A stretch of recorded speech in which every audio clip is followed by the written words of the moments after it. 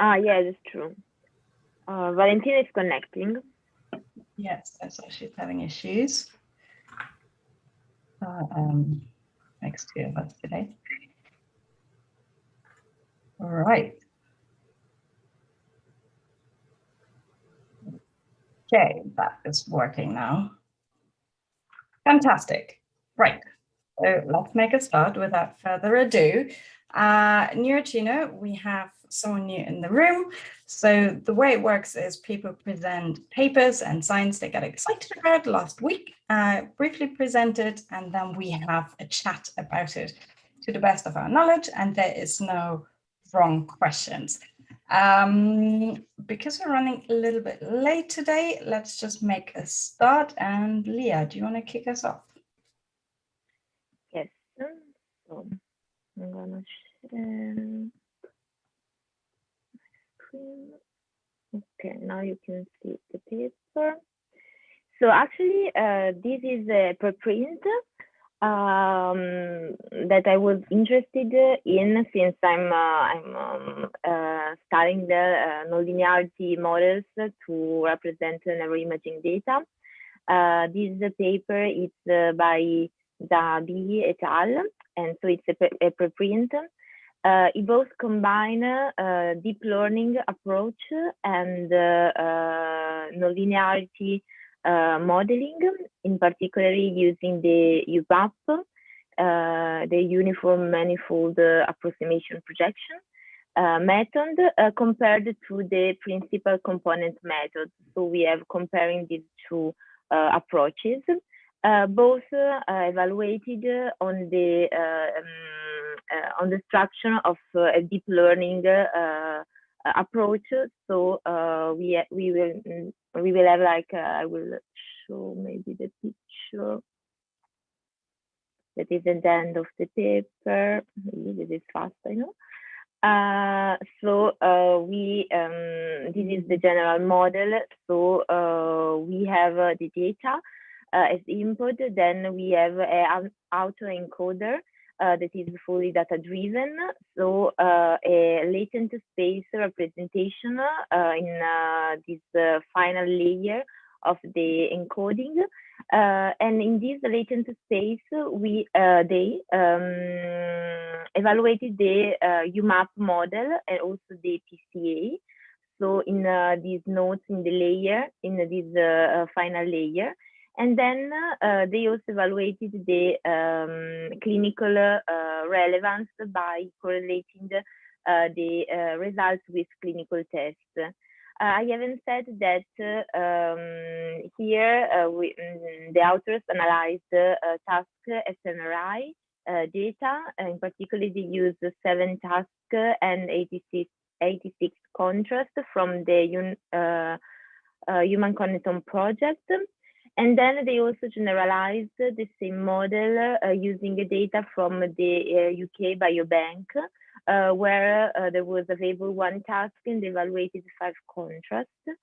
And yeah, this is another representation of the structure. So you have all the encoding layers, and then it's also possible starting from these final fully connected layers to also decoding back to the neuroimaging space the results of this analysis. And in particular, they found a better clustering. Here we can see here in the representation using the UMAP modeling on the encoding layer. Here you can see in different colors the 7 different tasks from the Human Cognitive Project. They have, and here I think there are also the different contrast cluster, so language, story, math, social, theory of mind, and maybe then I can go back on the data set. Maybe it's I haven't jumped a little bit here in the article. So the 7 different tasks were emotion processing, gambling, language, relational, processing, social cognition, motor, and working memory. And they have 568 participants. And then they also have different several tests, clinical, behavioral, cognitive task results to evaluate the goodness of this model representation. So the correspondence with the results and the clustering in this latent space obtained by the deep learning. And then in the UK Biobank, there is this huge data set of 20,781 participants, and they had the emotional task. That was also in the UCP data set, but a little bit modified, but it's a huge data set. And here how they proposed so the UMAP presentation of the latent space and also the principal component one. Going back to the results, so here in the discussion they say that principal component analysis is not seems not be able to represent nonlinear correlations, in particular with the cognitive scores, and instead the UMAP seems to be able to cluster these contrasts.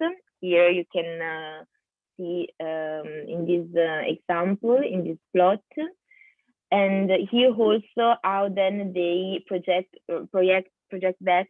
So after the encoding, they then use the net to going back to the structural imaging space, and here they obtain from the different 7 tasks a meaningful representation of an agreement with previous articles. Here in particular is interesting this representation of the correlations. There are correlations using the autoencoding method, that is the one with the UMAP and the PCA. And here you can see in blue and higher correlations with the different tasks using this the nonlinear model. This is why they say in the title the nonlinearity matter, since they saw in all the different tasks this better correspondence with the autoencoding approach. And here also other representation of correlations using the different contrasts, and again the correspondence, the comparison between the autoencoding approach and PCA.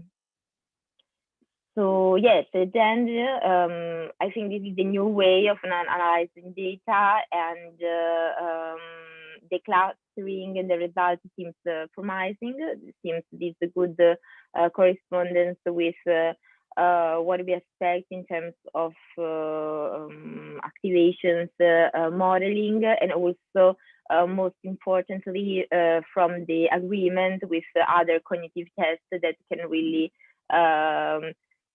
close the gap between the neuroimaging results and the clinical. These are healthy subjects, but in a clinical translation, maybe with clinical scores of some specific pathologies, I can say. So I don't know if you have any questions. This is what I get from the article. Thank you, Leah. That's great. Any questions? Yes, I have one. Mm-hmm. Could you just tell me what they put inside the autoencoder and the UMAP? It's you say that it's the contrast. What do you mean exactly? It's like the statistical image from using the 4D and the theoretical activation hemodynamic response. In the UMAP, they use these. I'm gonna go in the methods.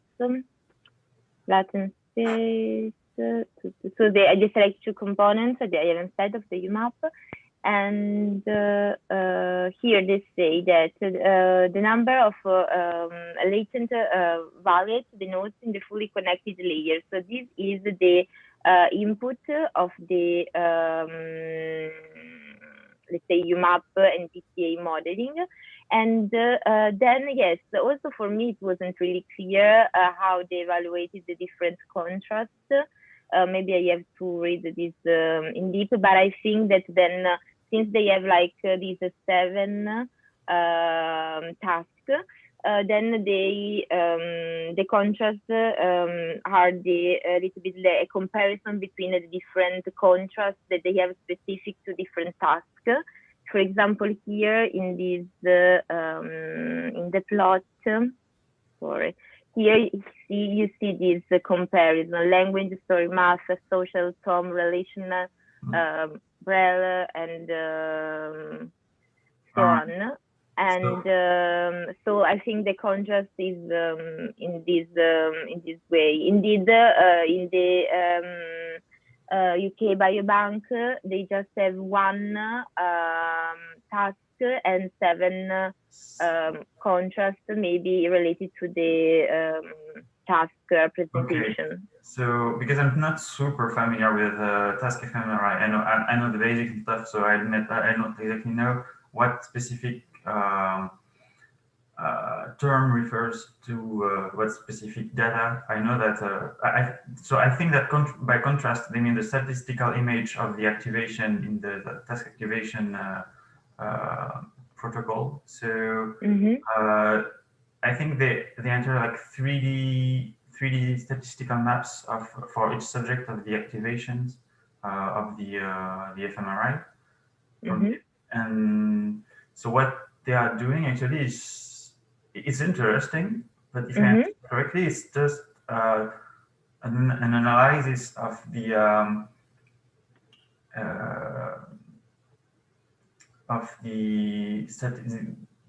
where the statistical image is activated and how to separate the different statistical maps only based on their on where their activations are. Is that right?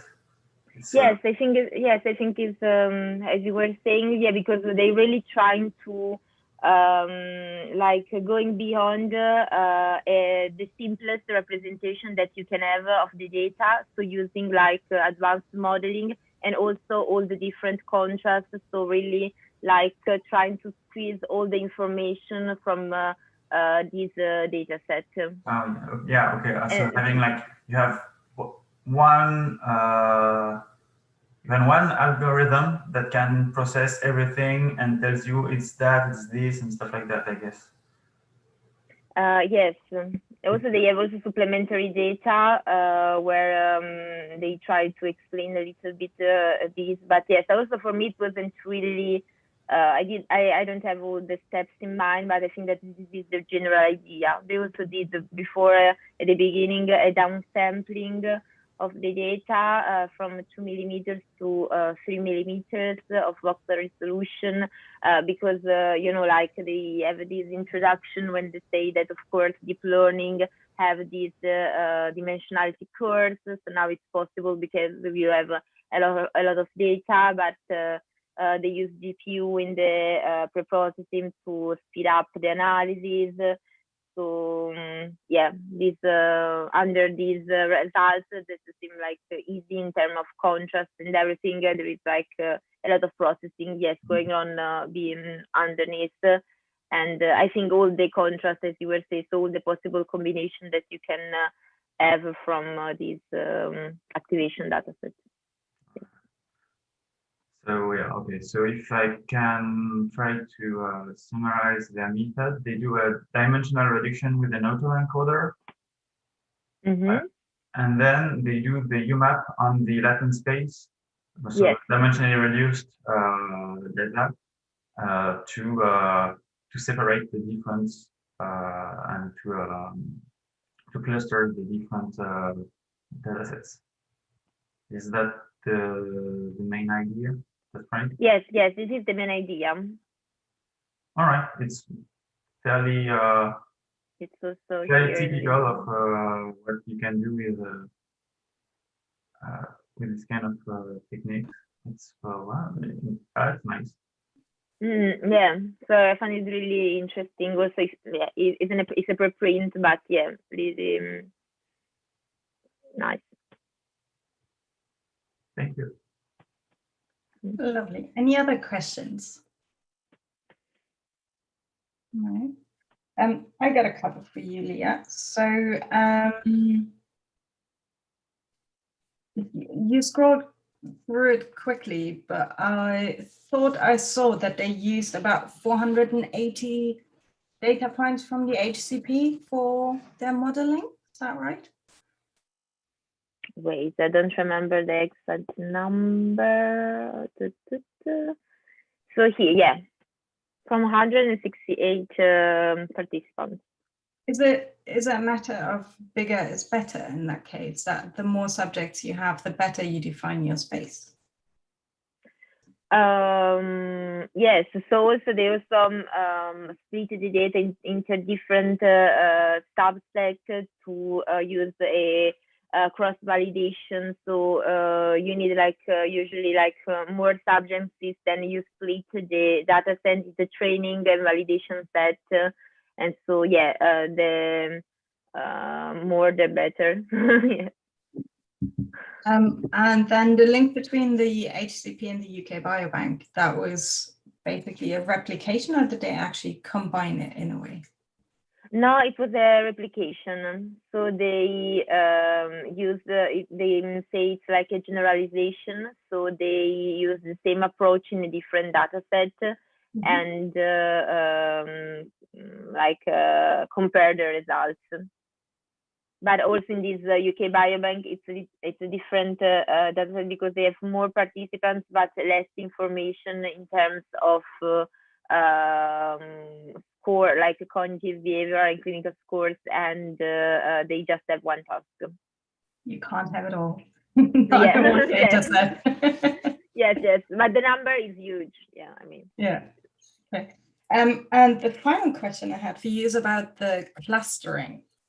So did they apply an additional clustering after they ran the UMAP? And then related to that, you showed the nice image where they back projected it onto the brains using k-means clustering. But for k-means clustering, you need to define the number of your clusters. So I was wondering if the number of the clusters is equal to the cognitive domains, and what the advantage is of having a data-driven approach and then bringing it back to a top-down clustering. So yeah, they use the Kappa-mean clustering. I was trying because I haven't seen. Yes, I know that in the Kappa-means you have to define as prior knowledge of the model the number of clusters. But here in the test, in the manus text manuscript, I haven't really, because they say like the Kappa-means. I don't know. Maybe it's in the supplementary somewhere. Was the number of clusters that they used. Here I haven't, maybe somewhere, but I missed it.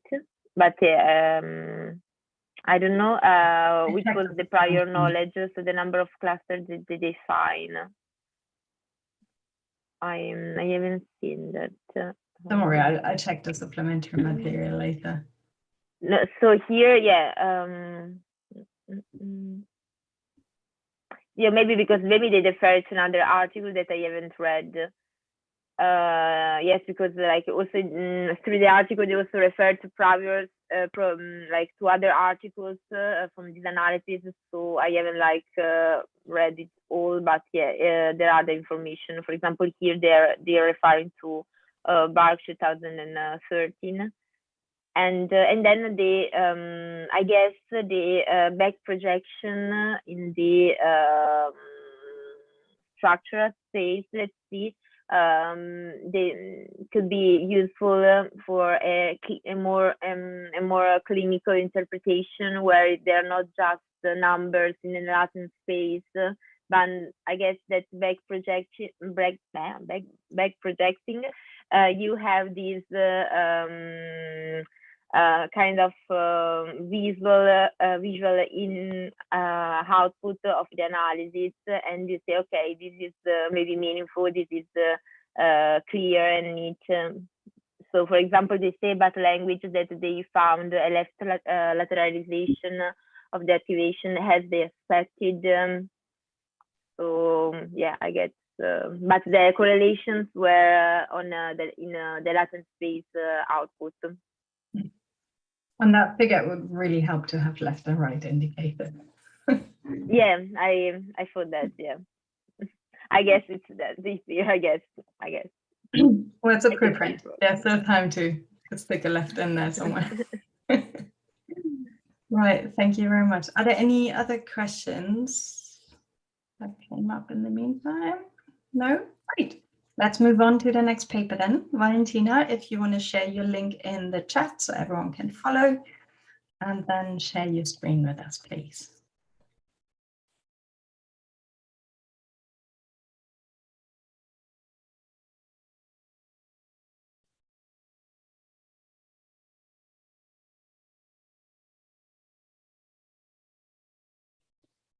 Still having computer. We can't hear you yet. We can't hear you, Valentina. You need to unmute.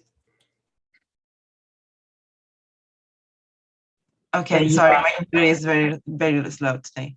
So let me share. Okay. This is a very recent paper out in Neuropsychologia. And it's about cortical restatement in developmental amnesia. Personally, I didn't know about this syndrome. So developmental amnesia, it's a condition affecting from childhood patients who are not able to retrieve episodic memory, so memory, autobiographical memory from their past. However, these patients can be develop semantic memory. It's the semantic memory and episodic memory are affected in different. Tina, sorry to interrupt you. Can you zoom into the paper so we can see it? Yeah, sure. If my computer allows. Okay. Okay. It's better? It's better, yes. Thank you. Okay. So these patients show shrinkage of the hippocampus since childhood. And as I was saying, they are not able to retrieve episodic memory. So the explanation of why the hippocampus is shrinked, but they are able to spread a semantic memory, one of the explanation is that maybe different part of the hippocampal area or other cortical structures are recruited to compensate the damage. In fact, as we know, the hippocampus have many memory-involved functions, from encoding. It can bind perceptual element to a unique episodic representation, or can store independently many pattern of representation. Then the long-term storage and more retrieval associated functions such as pattern completion, where only one word, such as they make the example, the word concert, can trigger the entire memory of the concert, and the recollection state, whereby one can perform a mental time travel through the memories. So the goal of the study is to find whether patients with developmental amnesia can actually show some sort of level of episodic memory via the investigation of the cortical restatement, which is a phenomenon that show that neural activity can be elicited during the encoding and stored and showed by the cortex during the retrieval of the memory. And this is performed via functional MRI. I'm jumping to the methods. So the study has 19 healthy participants and 5 developmental amnesia patients. These are relatively young patients, as you can see by the table that I'm going to show you in a minute. Okay, so these are the patients. They are relatively young, and this is the average age of the control group. All the patients went through an assessment for their memory abilities. And as you can see, patients have a relatively spared working memory abilities, but they have an impaired retrieval memory abilities, especially in the auditory modality. So the study, the experimental study, is made up by two phases. The study phase is only behavioral, and it's done outside the scan. Participants are presented with 3 squares where they a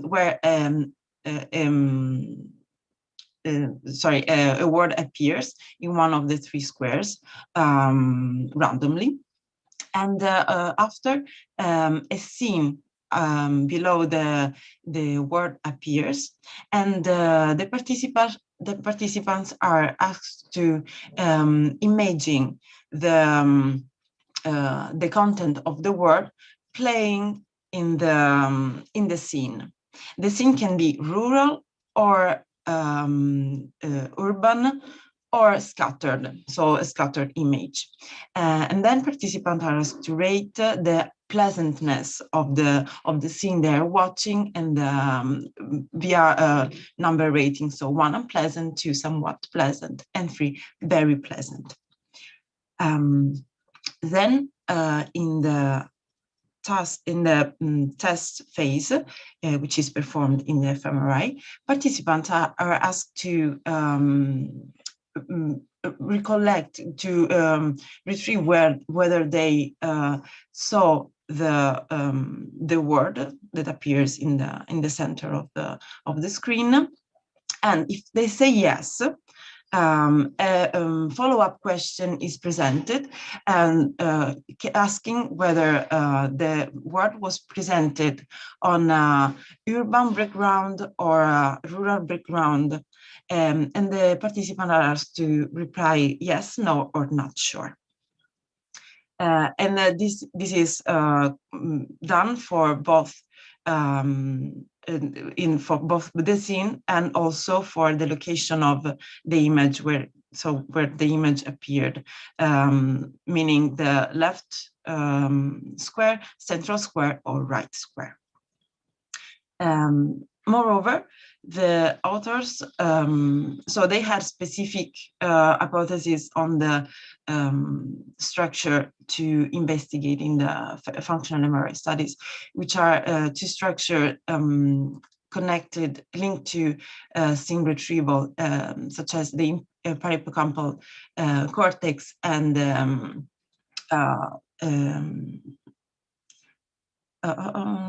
I forgot the other one, and sorry, I'll go up. It will pop up in the results. So they had 2 specific ROIs, but they also wanted to explore other areas that are not classically associated with scene retrieval. And so they perform a functional localizer where they show to the participants scene, either normal scene or scrambled, and participants were instructed to press a key whether they saw a smiley face in between the scene presentation. The behavioral results show that patients were significantly less able to distinguish the actually presented word, they called old word, from a new random word that they have been presented with. So they are more impaired than the controls. And this is true for both the background task and the location task. So both for the word and background matching and the position of word appearance and word matching. While the ROI analysis showed that for the parahippocampal cortex, there is a cortical reinstatement effect. So parahippocampal cortex seems to be more engaged while retrieving the word and scene coupling. For in particularly for the patients than the control, while the retrospinal cortex, which was the structure that I wasn't remember, the retrospinal cortex doesn't show this patient control difference. While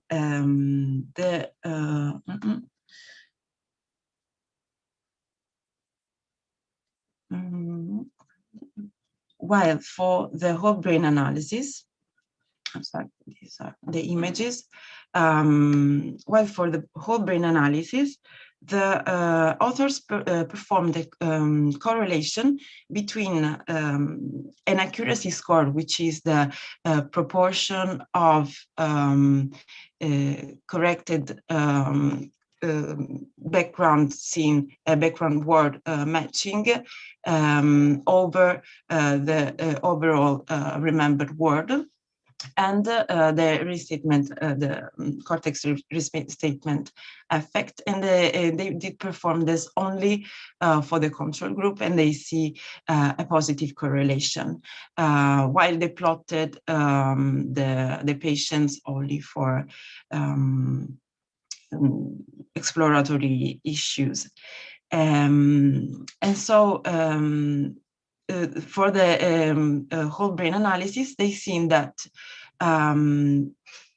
the patients have actually restatement effect that expand to the occipital cortex when compared to the controls. The patients are here in pink, while the controls are here in light blue.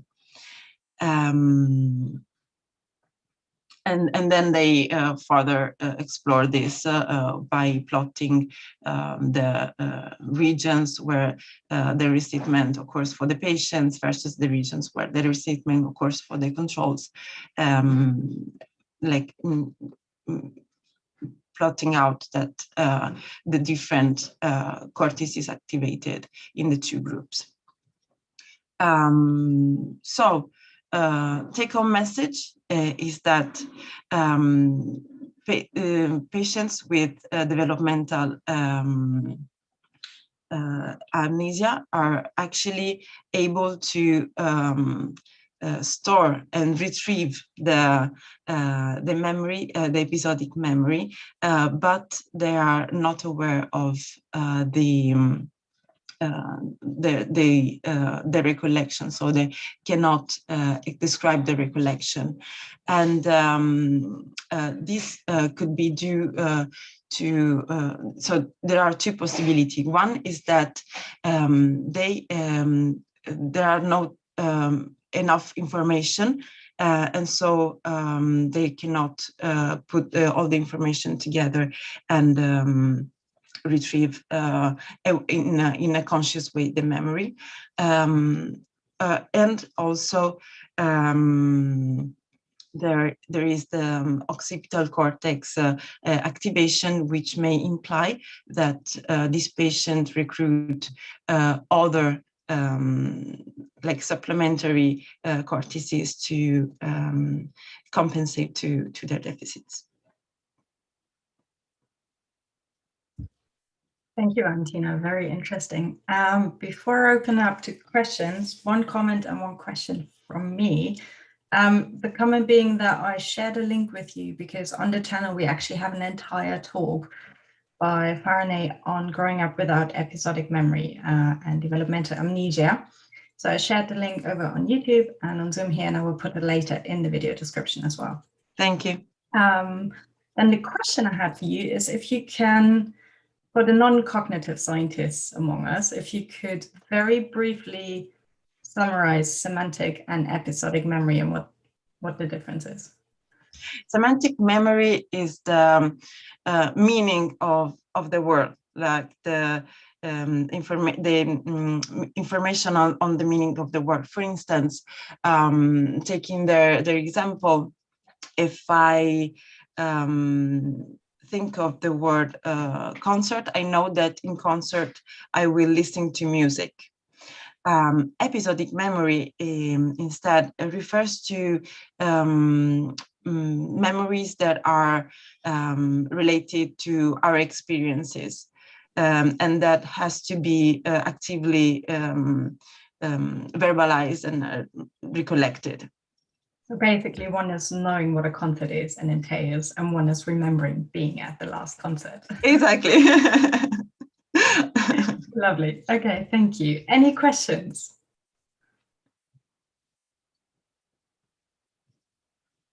No? I have maybe one. Go for it. Go for it. So I don't know, but did I understand correctly? So there were 3 types of background that they were showing: scrambled, urban, and rural.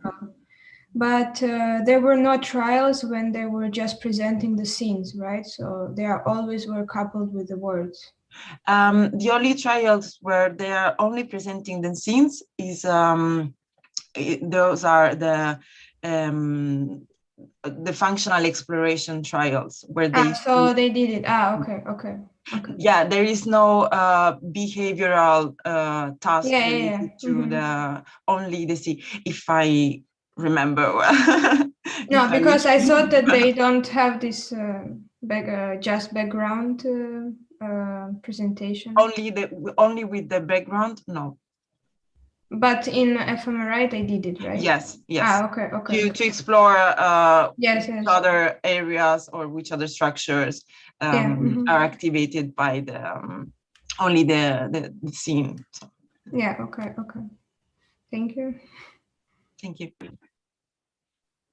I was just thinking about the comparison between the hippocampal results and the whole brain, so where we have like more activation on the occipital cortex. So it's just a compensation activations, or what can be the explanation? Yeah. So they interpret it as a compensation. However, the results doesn't survive family-wise error correction. So they say we should take it like carefully, the statement, like the interpretation. Instead, like in the hippocampal, you can see these different clusters, or maybe different areas that are more involved in this deficit, or no, they comment on the difference between parahippocampal and I never remember it, parahippocampal and I never retrosplenial cortex. which they found also in the whole brain analysis. But yes, the new structure is the occipital new structure. I mean, the structure they found out via the whole brain analysis, the occipital cortex. These are so this class, these different colors refers to the functional localizer areas that are activated, you see, independently from the tasks, so background or location or the group. And then you have the red is scene memory, if I remember well, is the scene the functional localizer areas related to the coupling between the background and the word. And this is specifically for the patients, the pink one, and then the light blue one is for the controls. And you see that only the patients have this activation in the occipital cortices. Okay, thank you. It would be super interesting to look at the white matter. Yeah, it'd be. I was thinking about it. Yeah. There's one paper that just came out looking at the occipital temporal regions in more detail again, and I know someone else is heavily working on a connection that looks very much aligned to what we see here in terms of the function. So that this is super interesting. This is what I was thinking. Yeah. Sorry. No, sorry. I was asking to Steffi if she can share the paper. Yes, I'll send a link around later. I'll find it. Now, I was saying that this is why I was asking about the meaning of this compensation activation. I was thinking maybe there is a connection, but I didn't know if it was like further in the imagination or not. No, yeah, it's super interesting. And it could make sense. I mean, if you think about it, maybe they develop strategy to rely more on the visual cortex rather than the controls. Also because they have developmental amnesia, but they have 30 years old, so they are 30 years old, so they had time to compensate. Super young.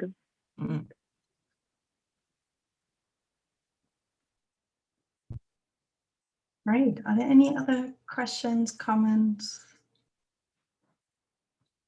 Not that I can see. Great. Thank you very much for those two exciting papers. And thanks for coming this morning after the break. Lovely to see you all. I hope you have an exciting week in science, and I see you next Monday. Thank you.